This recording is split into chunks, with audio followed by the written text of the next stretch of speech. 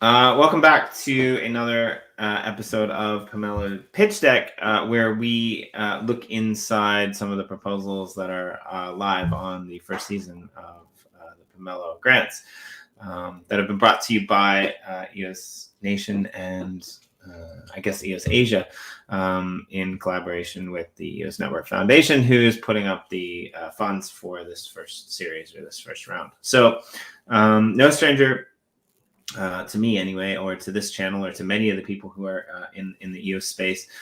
We have John Williamson with us today, who's basically in charge of creating, building, working on a Violet Garden, which, you know, one of my favorite lines is the real voice, in a sense. Will the real voice please stand up? That might be you, John, from Violet Garden. So tell us a little bit about Violet Garden. I guess if you don't know, you're doing some development on it already before, and then you've got some funds to develop it a little bit further after the Eden on EOS election that you kind of made it to the top tier of, and then now finally you're on Pomelo Pitch Deck to get more funds. So if you could give us a little bit of an overview, what is Violet Garden? Why is it important? And why do you need funds to continue to develop it? Yep. So yeah, Violet Garden is a social media network, decentralized and running on the EOS mainnet at the moment, and it's sort of different because it's got a tokenomics model behind it. So every post that you create has a bidding process, and users can bid against your posts, and for bidding, you get rewarded by getting outbid, and you also get rewarded as a author per bid as well, getting a 10% return on each bid, and then the tokens are burnt as well. And so what that does is sort of creates more of like a loop, because in today's social media we see all the money sort of go to Facebook. So if they make money off advertisements and things like that, the end users don't see any of that money. Whereas with my platform, as the token price appreciates, every Eden user gets a 50 Bio token UBI. And so the users get rewarded these Vio tokens when they bid, when they create posts, and if they're part of the UBI system as well. So it's much more circular in the sense that the users, you know, make the tokens, and then I take a cut just from inflation. So I don't get paid, you know, and from anything other than inflation. So unless the token does well, I'm not going to do well either. And so that much better aligns the incentives of both the you know, the sort of the company that runs the service and the users of the service, which is not something that you see in Facebook. That really that really forces you to make this work, I guess, in a way. Yeah, yeah, yeah. It's either, yeah, we're all successful here, or none of us are. So that's the goal there. And I think that's a much sort of healthier form, especially with stuff as important as social media, because, you know, there's big, you know, dangers to it, really, the sort of mental health side effects and things like that we see in today's usage, like Instagram and Facebook and whatnot. But we, yeah, I mean, I use it when I can, and I like using it. You know, whenever I post on various media channels, I use it and I like it, but definitely need some funding, right? Like there's a few things that like I've noticed and other people have noticed that needs to be, you know, updated. Like there's, for example, the inability to edit a post is kind of difficult right now. So a few little small things that are tweaking, but I think like what the Pomelo proposal is going to grant you the funds to do is the most exciting. And you guys are basically going public. Like you're opening it up. You're taking it from like this really small must verify EOS community through your Eden membership to opening up to basically the whole world, whoever wants to get involved. And I would imagine that's got to be pretty tough, because you're probably going to have some sort of identity layer in there as well, is my guess. I'm not 100% sure. Yeah. So the identity layer at the moment is purely Eden, which has been great initially, but again, it's a bit of a roadblock to onboarding, you know, new users and stuff like that. So part of the things that we're changing is making the UBI functionality Eden members only. and then opening the rest up to the public. And another thing that we're going to do is we charge a small fee to create a post. And I really like that idea because one, it sort of stops spam or makes it harder to spam anyway. But two, it forces you to sort of put your money where your mouth is, kind of thing. So you have to have confidence in your own content that it's actually gonna give you enough profit from the author rewards to pay off your initial fee. So it forces you to demonstrate your content in the post, and if you're not confident in your post, then chances are no one else wants to read it anyway. So don't post it. Yeah, and I mean, like that's a good concept for me too, because a lot of these other social platforms, like it's just a like that gets you votes, or you go on there and you post and like you get rewarded for doing a certain number of posts every so often or whatever, which I see the point in that to get users, but then you do get a lot of spam from that as well, right? So I do like that idea of allowing for a small fee, and I think that's like definitely necessary when you don't want to have a platform that is just full of soulless, heartless users who just want to draw from it and cash in the tokens the very next day, right? Yeah. So your key fundraising points are Orelo software for onboarding new users to Violet Garden and increasing the exposure to Eden on EOS. And you're going to build out a free non-Eden member user experience on Violet Garden. And you're going to improve, enhance, and develop innovative social engagement features. So yeah, I think that's a pretty long list of things that need to be like developed and done. Now, how do you think that having this open garden I like that. How do you think that having this open garden, this kind of like free for all, where anyone that isn't an Eden member can come in and play, will affect the EOS ecosystem and the EOS.io ecosystem? Yeah, well, I think there's a lot of people out there that just want to play, not even post content, but just bid on content. There's no shortage of people that are keen on taking risks on blockchain and sort of playing these games, whether it's DeFi games or virtual games or whatever, or again just sort of casino, poker apps, whatever. So this be another sort of financial game that they can play. So I think some people will come purely for that, and then again, every time there's a bid, everyone wins. The bidders and the author. So that's fantastic. And yeah, adding more users, sort of demonstrating again that the power of EOS. If we get sort of new EOS new users, new to the network as well, that's great for the sort of EOS ecosystem as well. Okay, very cool. And so yeah, like it's Orelo, another you're the chief of Orelo software, which is a EOS blockchain focused development company. Now, is this the only thing that you guys are working on, or are you working on other things that might be integrated? Question number one. Question number two, when this software is developed, is it going to be open source, or are parts of it going to be closed off? Yeah, so far the plan is open source it. It's just a matter of getting the code base in the right place to put it open source. There's a few things that I need to address first, make it a bit more neat and tidy. But yeah, the plan is make it open source, and it's not the only project that Orelo is working on as well. We've got talking to one client at the moment that's after an NFT marketplace, and they want that on EOS. So that sounds exciting. And then there's the other project. There's another actual Pomelo grant that I got out there. It's a sort of DeFi project. Because recently Bancor have left the EOS mainnet. They're running their Bancor pools there, and then they pulled the rug and pulled out. So yeah, it wasn't really worth their time by the looks of it. So I've kind of being I wasn't officially on the Bancor team, but I was like contracting for them. Work with them every day for over a year, if not 2 years. So I'm familiar with the system, with the contract. So I'm trying to pick up where they left off and run up the pool system that they were running, but also improve upon that. But it basically allow more people to have these sort of swap functionality, because in the Violet Garden app, you've got the swap, so from to token, and that sort of in-app token swapping I think is pretty valuable for many dApps. So I want to see that run a bit more and make that easier for other dApps to have that same functionality that Violet Garden has.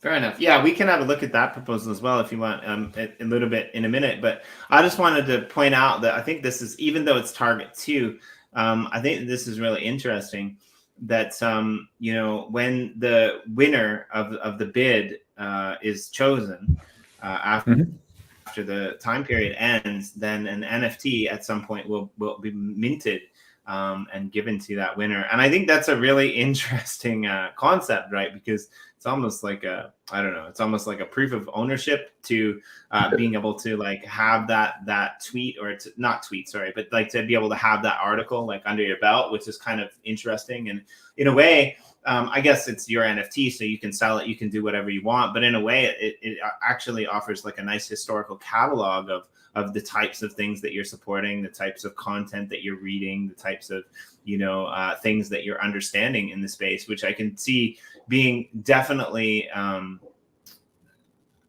beneficial in terms of like blockchain development, like understanding for NFTs, understanding for all of these things. And of course, like anyone can post on Violet Garden about whatever they want, but like usually these blockchain social media networks are blockchain heavy, which is where we can go to network and things like that. So I really like that idea. I just wanted to point that out, that I'm kind of excited for that. Like getting an NFT is pretty cool always.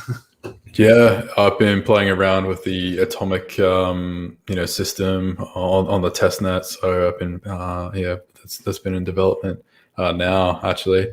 So yeah, that's really cool. And like you say, imagine the case where it's like your favorite music artist, and it's still in the early days before they get famous, and they've gone on Violet Garden and said, hey guys, I just released a new track, it's on SoundCloud or whatever. Eventually, music will all be NFTs anyway, but they advertise it and they put in a post, and then you have that NFT from eight years ago when they're advertising their first single before it went big, kind of thing. So I think a lot of people would like that as well. Right. Yeah. You bring in a whole new, I totally missed that when you bring in a whole new dynamic there with the, collectible things, and like definitely could be something that could have value at some point later down the road, which is very cool. Yeah. Do you want to look at that other, we can look at that other grant. We got a couple minutes here. Yeah. We could, it's not as deep, but what's that one called? I think the ID is public DeFi. Try that.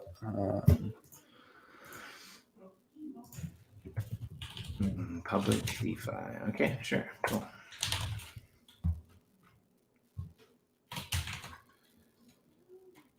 Hang on, maybe not. Is it under your name? Maybe we can just. Yeah, it'll be under my name. So you just click on my thing.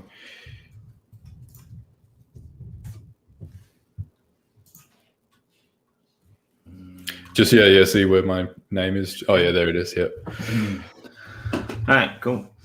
So this one, I don't know anything about this one. So yeah, give us the rundown. I haven't actually did my homework on this because I didn't know about it. Yeah, so the base idea is basically get off, pick up where Bancor left off, and make it a much better sort of user experience than it was before in creating these kind of pools. And then I want to publish an example of how the sort of token swapping can be done. So and any dApp that has a token should be really easy and simple to buy.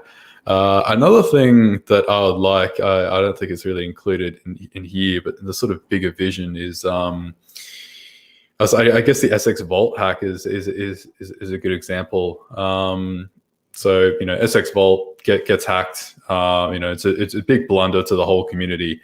And the BPs come in and they end up saving the day.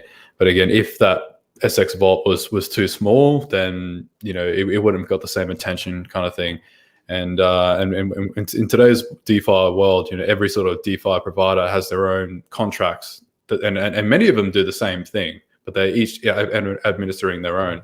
So ideally, the idea of this sort of public utility contract idea is that we'll sort of share these contracts. So you might have several DeFi products, but they all use the same same contract because they have the same algorithm or whatever in place as well.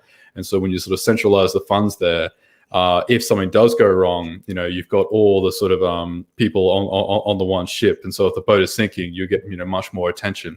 It's not a guarantee that the BPs are still going to save the day, but at the same time, if you've got several products that are built on it, and then that means several audits and stuff like that. So I think it's a smarter way of sort of doing contracts at the moment. Everyone's got their own contracts, so that means there's several more contracts to get hacked or fail or be corrupted or whatever it might be, or again the keys get lost. So it'd be much better, I think, if big parties sort of share one contract, so they have like a multi-sig on it, and then and when they do want swap functionality, using the Bancor algorithm, they can use this contract for that. They can use other contracts for other ones. So yeah. Well, and it will definitely save a lot of projects and companies in expenses as well too, because you have these auditing companies that are going in and they're looking for flaws in the contracts, and it's almost like if they can take part in this contract that's developed here, then there's like you say, you don't have to do everything yourself. You're kind of like back to that kind of communal idea where that this source is kind of potentially safe because it has been audited, like as safe as it can possibly be, and then you can utilize that without like writing everything from scratch or utilizing everything from scratch or having to start from ground zero. So yeah, I like it. It's an interesting concept for sure.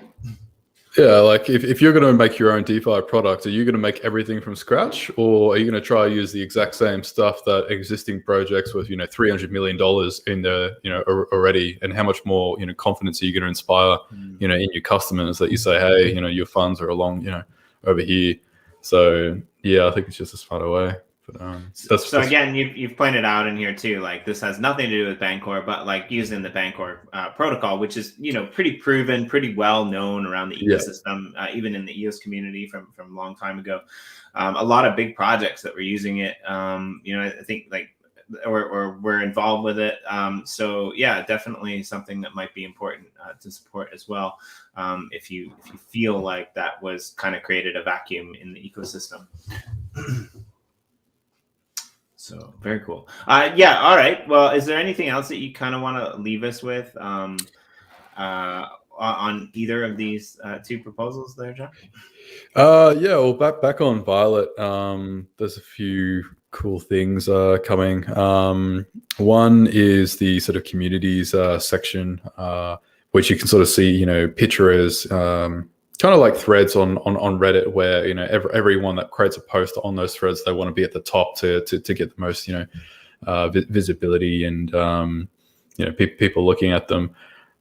So with that, if we implement that feature, essentially what's going to happen is you can go in these threads, but you have to pay another fee on top of posting, and that's based on the amount of demand. So if you want to go into the general thread where all the popular posts are, that will cost a lot more than say another category like I don't know, Ethereum or whatever category it might be. So if it's an unpopular category, it'd be nice and cheap to get in there. But if you want to get on the sort of major categories, it'll be more expensive. And then what we do with the fees that are collected from that, again, we burn the VIO token, which then makes it better for everyone. Same thing with another cool feature. It's harder to explain, but essentially you'll be able to stake your VIO tokens against someone's profile, anyone's profile.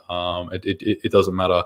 And when you stake your tokens, you then earn a portion of that users' rewards that they collect on the platform, which is cool because again, the earlier you stake, so if you stake on someone, if you go big on someone that's got barely any followers or anyone that's staked against them, you can get a bigger portion of that pool. So back to the sort of analogy, say, it's Ed Sheeran back in his early days, and, you just saw him play at a bar or whatever. And then he said, go follow me on Violet Garden or whatever. And you think, yeah, this guy's going to be the next best thing. I love him. So then you stake a lot of your VIO tokens against him. over time, as he then collects more and more rewards, he gets more and more famous, and then he hits the big time. When you unstake your tokens, you'll get a lot more Vio tokens back in return to what you initially put in. So you'll be able to sort of support your the people that you like following. So again, like people like you and other YouTube content creators and stuff like that, you can stake against them and then get a slice of their rewards as well. Well, that's really cool. Yeah, and I'm assuming it doesn't take away from their rewards. It's just something added on top. And yeah, it's a static amount. So essentially, 90% of your rewards still go to you. It's just 10% of every user goes back to this to this pool system. So yeah, it's just a 10%. So yeah, each user will have their own pool in a sense, then, yeah, right? And the value. I'm curious. One question on the comment thread at the bottom is this: you have to buy into the comment thread to read it, or you have to buy into the comment thread just to participate? Which was the comment thread. Sorry, you said like the Reddit thread at the bottom. Oh yeah. To read it, yeah, it's free. It's just if you want to, list in there, and again, it kills all spam, doesn't it? Because you're not going to pay a lot of money to put in spam content. So when you go to a certain community that's popular, that it's going to be good content. Otherwise, someone's wasted them their money. So it's automatic spam prevention, which is fantastic. It's one less thing for me to worry about. Yeah, I think it's a really interesting concept for sure. Well, I mean, I guess you could pay to fund a project or to fund an idea, right? But why would you? I mean, and some people might, but that's the thing. If you want to have your voice, if you want to have your say, then you actually, in this attention economy, then you actually have to pay to be able to say what you want to say, right? And that's fair because, again, going back to what you said earlier in the stream, you're putting your money where your mouth is, right? Very literally in that sense, actually. Yeah. So it's good. All right, very cool. Yeah, I'm excited. So I think that there's about 6 days left for the Pomelo grants. I think that's what I read today earlier on the site. So about 6 days left. So, people can come in over the weekend and they can drop a few EOS. So, if you believe in social, media and the freedom of provision that blockchain centric social media can apply, and you were excited about voice, then there really isn't any reason for you not to be excited about Violet Garden, literally, because it's taking a lot of the same concepts and building them out. And it almost sounds like you're actually going a little bit deeper than what we knew about voice, which is nice to see as well. So again, like 1 or 2 EOS, they go, a long way. And I think what you guys are providing for the community is really good. Like just having an Eden account and being able to go in there and claim free Vio tokens, every day. That's pretty cool. And, just seeing it in action, growing from the beginning stages is really cool too. So a lot of development, and opening this up to the community will be, I think, really huge. Like being able to get out of that, Eden echo chamber and into the real world and broaden the scope and hear more points of view, tackle more issues will be really cool. Nothing against Eden by any means, but it's always good to have a broader audience, especially if you're looking to develop a social media platform. So definitely cool. And again, the secondary proposal that we reviewed by John, that's looking at the banker protocol and how to kind of pull that out of the vacuum that's been left by them leaving the EOS. I guess the EOS mainnet for now. But yeah, very cool and groundbreaking stuff as always, John. So thanks for joining us. Well, if you're a fan of what John's bringing to the ecosystem, you all know where to go and you all know what to do. Thank you.